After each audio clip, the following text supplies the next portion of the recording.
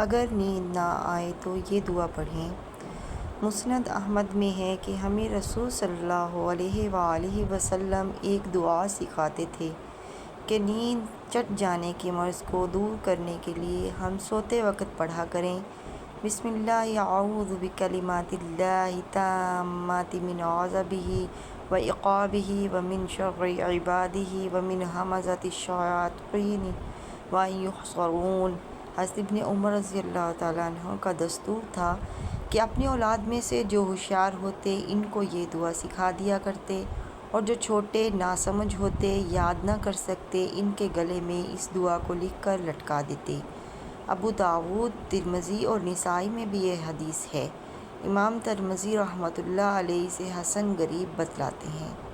तफसीर इब्न कसीर जिल्द नंबर 3 सफ़ा नंबर 469।